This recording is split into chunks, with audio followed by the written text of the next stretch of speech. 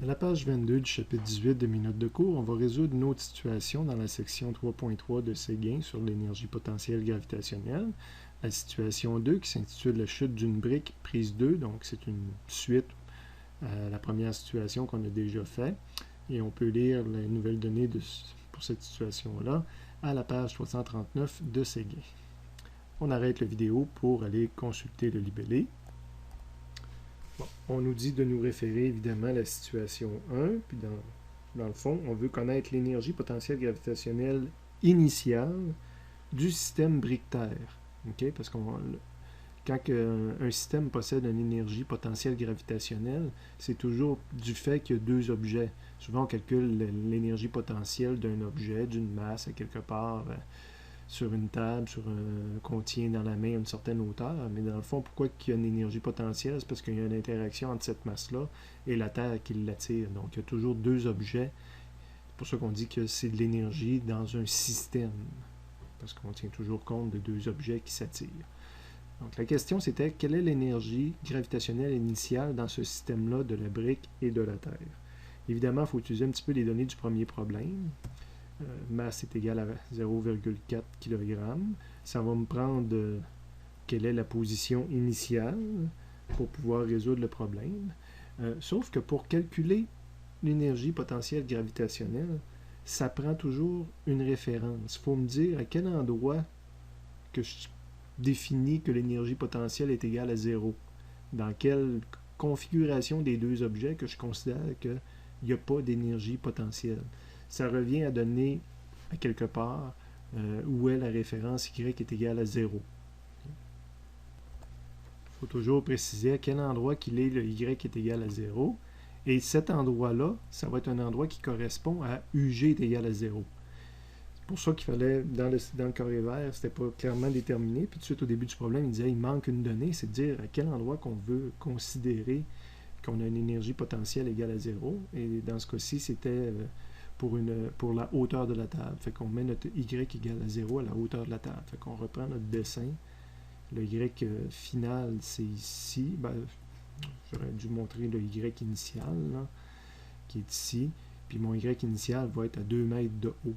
Parce que maintenant, la référence est vis-à-vis la table. Okay? Prenez le temps là, de vous assurer d'arrêter la vidéo, de vous assurer que vous comprenez ça, retournez à la situation 1.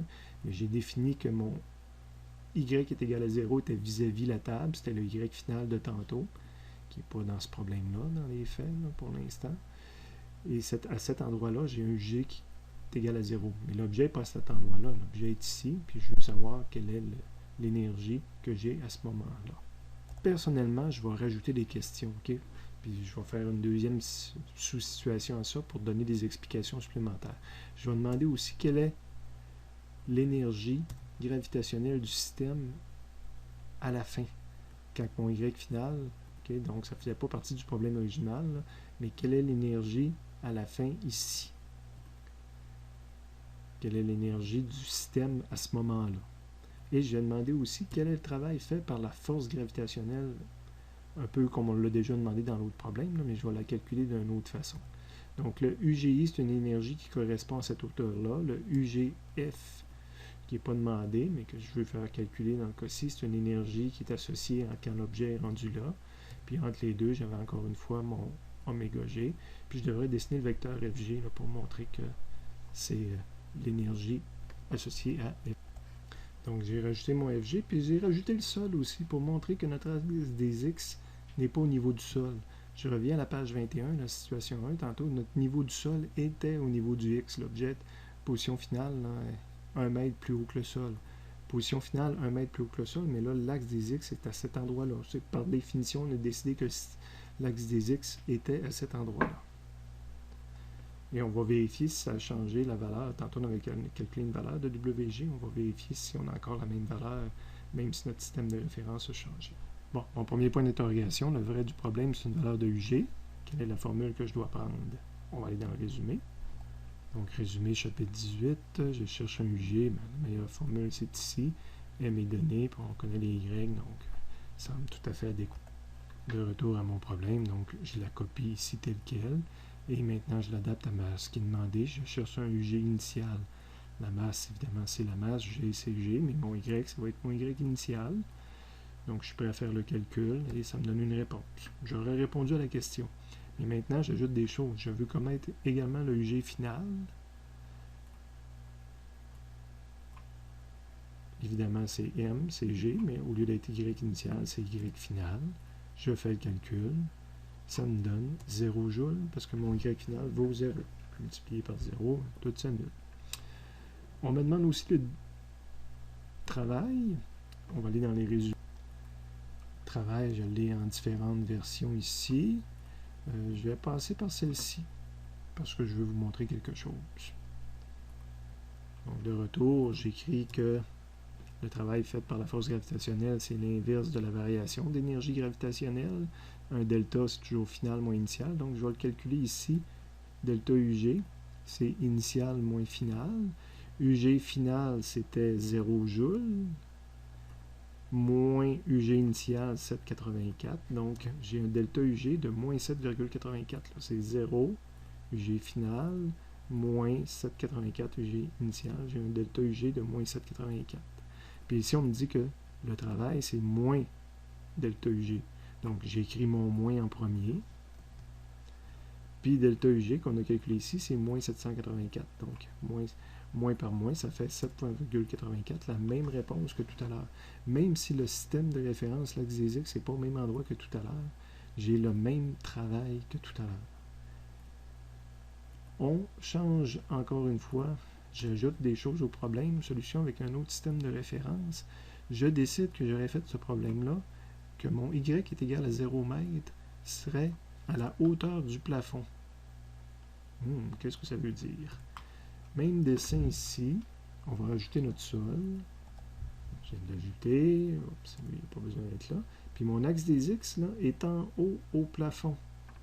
Donc mon Y initial, je suis en dessous de l'axe des X, puis mon Y final, je suis encore beaucoup plus loin en dessous de l'axe des X. Ça change ma définition des Y initial et final. Y initial, c'est moins 0,5 mètres. Je suis moins 0,5 mètres en dessous du plafond.